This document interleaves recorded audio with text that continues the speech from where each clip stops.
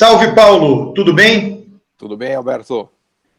Olha, vamos falar aí um pouco de China hoje, né? Que tem essa coisa que já é uma literatura antiga de economia política, né? Que trata do exemplo asiático, né? Começou com o Japão, tem aquele famoso livro do Robert Wade, que ganhou na Academia de Ciência Política dos Estados Unidos o prêmio de melhor livro do ano quando ele foi publicado, já faz tempo isso. Na área de economia política, e ele tratava justamente, eu cheguei a dar aula com Robert Wade, né? Ele tratava justamente disso, dos exemplos dos países asiáticos, Coreia, Taiwan e Japão. E hoje tem a China, né? A China é o exemplo máximo, né, do sucesso asiático, né? A grande diferença é que o Japão, a Coreia e até mesmo Taiwan, um pouquinho Singapura, eram economias menores, né? Não tinha um mercado interno tão relevante. O Japão ainda é um país de próximo de 100 milhões de habitantes, mas esse modelo asiático, né, do governo, da iniciativa pública, da política pública, promovendo a iniciativa privada, que tornou os asiáticos ricos e de sucesso, chegou no, vamos dizer assim, no paroxismo, no limite, né, no auge com a China, né? A China é o melhor exemplo de como essas políticas até mercantilistas, se você quiser, podemos falar num outro vídeo sobre isso, né? Como essas políticas mercantilistas asiáticas deram certo, né? Os governos asiáticos foram capazes de promover e de ajudar a iniciativa privada asiática, de Coreia, de Singapura, de Taiwan, de China, de Japão, de uma maneira fantástica, né? De uma maneira incrível. Lembrando que a China hoje já é a segunda maior economia do mundo, com um PIB de mais de 12 trilhões de dólares, medido ao câmbio de mercado, e se a gente fizer por paridade de poder de compra, já é uma economia quase do tamanho dos Estados Unidos, então é um sucesso retumbante, né? E só para concluir, você mencionou o Robert Wade, né? Tem a Alice Amsden também, ou aquele livro do Chalmers do Johnson, né? Chalmers Johnson sobre o Japão, mais recentemente o How Asia Works do Studwell, que era aquele correspondente da The Economist. Enfim, como você mencionou, tem uma literatura gigante e maravilhosa sobre a Ásia, né, que explica a Ásia, o sucesso da Ásia, para o nosso desespero, né, Alberto? Ô, Paulo, inclusive, todos eles têm isso documentado, né? Que tem aqueles conglomerados empresariais, aí você tem lá o CEO do conglomerado empresarial, depois ele se torna ministro da Indústria e Comércio, tem lá os nomes de cada um, e aí depois ele se torna primeiro-ministro.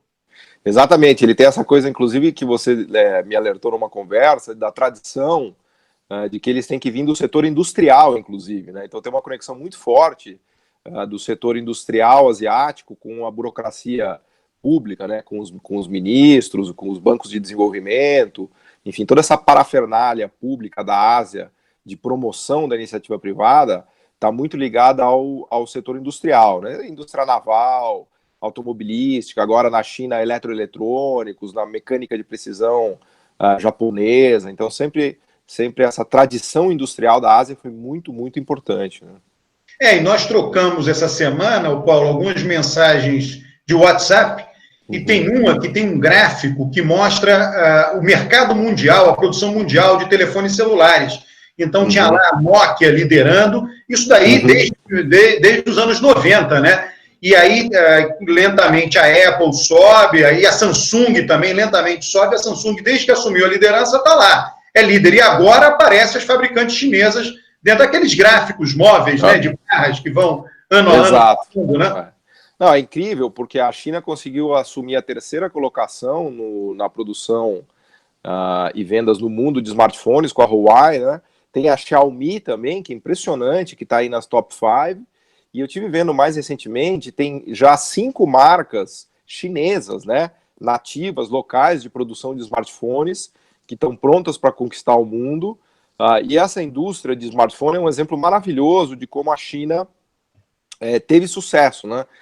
O governo chinês promoveu, ajudou essas empresas de tudo que é jeito. Se você olhar Shenzhen, por exemplo, que era uma vila de pescadores com 100 mil habitantes, hoje é uma metrópole de 15 milhões de pessoas, que está na fronteira tecnológica. 80% dos tablets do mundo são produzidos em Shenzhen, e o governo chinês foi essencial nesse processo. Ele criou a zona de exportação de Shenzhen, que é muito próxima ali de Hong Kong, né, que fica no mainland da China, mas é muito próximo de Hong Kong, deu subsídios, isenção tributária, tarifas de proteção, sempre condicionado a metas, e criou esse gigante que é a Shenzhen, e as empresas que surgiram de eletroeletrônicos coroando essa estratégia chinesa, né? E hoje estão aí, inclusive a Huawei passou a Apple já, se não me falha a memória, né, Alberto? Ô Paulo, e tudo que nós estamos falando aqui, esse é o objetivo dessa nossa série, não tem a ver com a doutrina, né? Doutrina neoliberal, esquerdista, direita, assim, a gente está mostrando fatos, acontecimentos, né? Exato. E gente sem preconceito, quer dizer, são decisores públicos, políticos que chegaram lá e disseram, bom, o que precisa fazer para o país se desenvolver? A gente vai ter um jogo de cachorro grande, né? São grandes fabricantes, o volume investido tem que ser imenso. Então, você tem uma parceria entre a ação governamental e a ação empresarial. É só isso que a gente está chamando a atenção. Quer dizer, não é um debate polarizado, não é um debate que você ou eu, a gente esteja pegado a doutrinas. Né? E aí, né, Paulo, dando continuidade a esse raciocínio, se a China fez celular do zero, nada impediria que o Brasil fizesse o mesmo, né? E nós, brasileiros, não concebemos essa possibilidade. Isso aqui é impressionante.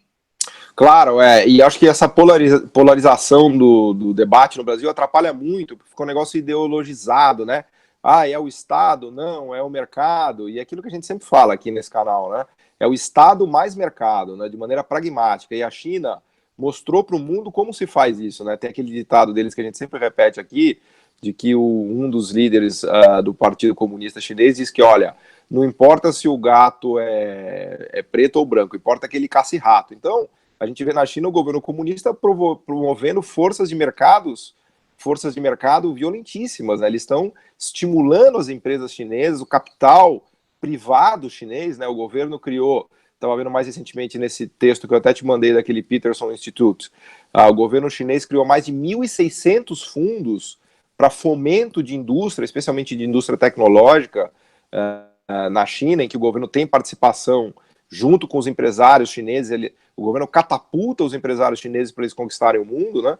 E esses fundos funcionam como uma espécie de fundos de private equity com um pedaço de capital e financiamento público que cria gigantes privadas, né? Que hoje, se você olhar a Huawei, a Xiaomi, a WeChat, Baidu, que são as grandes chinesas, né, elas estão conquistando o mundo, e todo mundo enxerga isso, porque elas estão, inclusive, roubando o mercado do Ocidente. Então, isso que você diz é muito importante da economia política pragmática, né? A China, assim como foi também Japão, Coreia, Taiwan, Singapura, a China é um exemplo quintessencial de como esse negócio funciona, né? Incrível. Né? E aí tem uma coisa absolutamente óbvia, né? Trata-se de um partido comunista.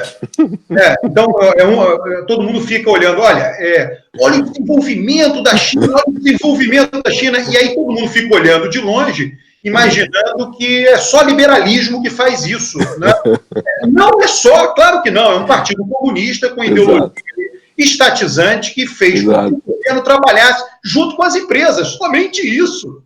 Exato, quer dizer, a China não tem liberdade de imprensa, a internet é toda travada, o partido é comunista, não tem eleição democrática, enfim, obviamente que eu não gosto de nada disso, mas a realidade está lá, é só você olhar, né? O partido é comunista e promove o mercado. Então, a China é o melhor exemplo que a gente tem de economia política pragmática, porque ela dá nó na cabeça de todo mundo, né? Porque um cara que é polarizado liberal, ele vai falar, não, a China só andou e resolveu porque ela liberalizou e abriu o mercado. Aí, o cara que é mais intervencionista fala, não, a China só dá certo porque tem o governo intervindo e tal, mas não é isso. Não é isso. Não é isso, é a combinação pragmática das duas coisas, né?